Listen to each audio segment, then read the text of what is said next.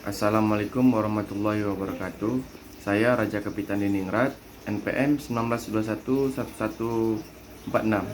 Di sini saya akan mempresentasikan tentang mengenai implementasi perlindungan konsumen di Indonesia. Perlindungan konsumen menurut Undang-Undang Nomor 8 Tahun 1999, Pasal 1 Butir 1, segala upaya yang menjamin adanya kepastian hukum untuk memberikan perlindungan kepada konsumen.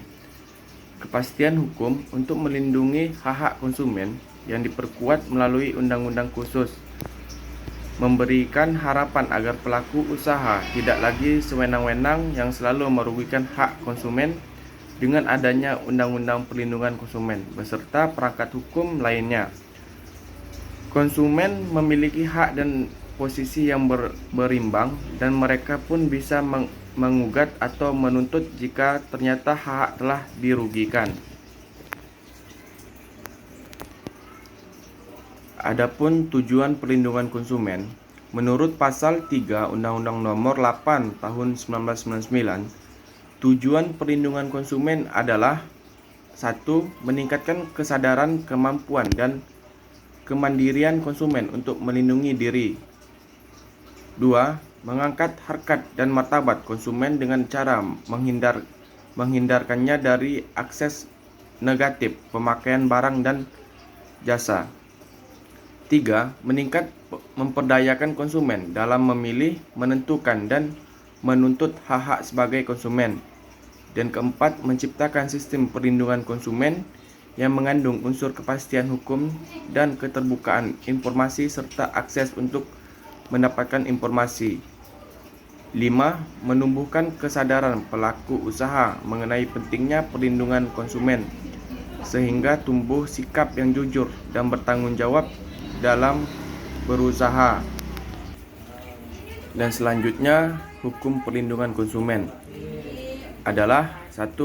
Keseluruhan asas-asas dan kaedah-kaedah hukum yang mengatur dan melindungi konsumen dalam hubungan dan masalahnya dengan para penyedia barang dan jasa konsumen. Dan selanjutnya, bahwa hukum perlindungan konsumen dibutuhkan apabila kondisi para pihak yang mengadakan hubungan hukum atau yang bermasalah dalam keadaan yang tidak seimbang. Dan selanjutnya, prinsip-prinsip perlindungan konsumen. Tanggung jawab prosedur yang dikenal dengan konsekuensi adalah tanggung jawab berdasarkan kontrak. Ketika suatu produk rusak atau mengakibatkan kerugian, konsumen biasanya melihat isi kontrak atau perjanjian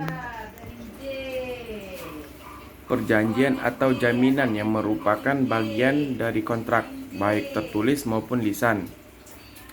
Keuntungan bagi konsumen dalam gugatan berdasarkan teori ini adalah penerapan kewajiban yang sifatnya mutlak. Berdasarkan kelemahan dalam prinsip ini, yang dapat mengurangi bentuk perlindungan hukum yang terdapat perlindungan konsumen diantaranya adalah: yang pertama, pembatasan waktu gugatan; kedua, persyaratan pemberitahuan; ketiga, kemungkinan adanya bantahan; dan keempat, persyaratan hubungan kontrak, baik hubungan kontrak secara horizontal maupun vertikal. Dan selanjutnya adalah hak-hak konsumen. Hak-hak konsumen sesuai dengan Pasal 5 Undang-Undang Perlindungan Konsumen. Hak-hak konsumen adalah hak atas kenyamanan, keamanan, dan keselamatan dalam mengkonsumsi barang dan jasa. 2.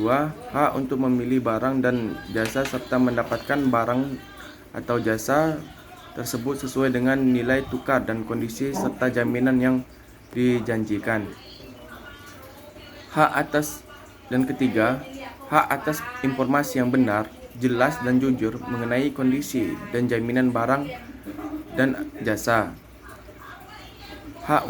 Dan kelima, hak untuk didengar pendapat dan keluhannya atas barang atau jasa yang digunakan. Dan keenam, Hak untuk mendapatkan advokasi, perlindungan, dan upaya menyelesaikan sengketa perlindungan konsumen secara patut. 7. Hak untuk mendapatkan pembinaan dan pendidikan konsumen. Selanjutnya, prinsip-prinsip perlindungan konsumen.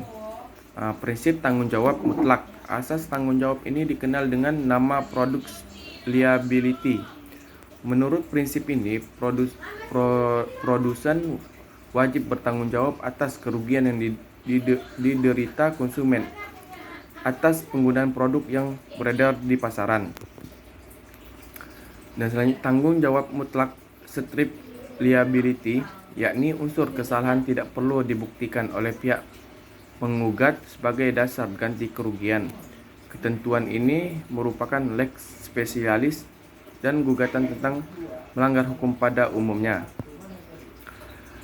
Dan selanjutnya, menggugat atau konsumen hak perlu membuktikan adanya hubungan kausalitas antara perbuatan produsen dan kerugian yang dideritanya. Dengan diterapkan prinsip tanggung jawab ini, maka setiap konsumen yang merasa dirugikan akibat produk barang yang cacat atau tidak aman dapat menuntut kompensasi tanpa harus mempermasalahkan ada atau tidak unsur kesalahan di pihak prosedur. Dan selanjutnya, pengertian konsumen. Menurut Undang-Undang Nomor 8 Tahun 1999 tentang Perlindungan Konsumen, Pasal 1 Butir 2, konsumen adalah setiap orang pemakai barang atau jasa yang tersedia dalam masyarakat, baik bagi kepentingan diri sendiri, keluarga, orang lain maupun makhluk hidup lain, dan tidak untuk diperdagangkan. Dan selanjutnya, kewajiban konsumen. Kewajiban konsumen sesuai dengan pasal 5 Undang-Undang Perlindungan Konsumen. Kewajiban konsumen adalah membaca atau mengikuti petunjuk informasi dan prosedur pemakaian atau pemanfaatan barang atau jasa demi keamanan keselamatan. 2. Beretikat baik dalam melakukan transaksi pembelian barang atau jasa. 3. Membayar sesuai dengan nilai tukar yang disepakati. 4. Mengikuti upaya penyelesaian hukum sengketa perlindungan konsumen secara patut. Mungkin itu saja penjelasan dari saya. Apabila ada kesalahan tutur kata, baik kata atau perlakuan, saya mohon maaf. Kepada Tuhan saya mohon ampun. Wabillahi taufiq hidayah. Wassalamualaikum warahmatullahi wabarakatuh.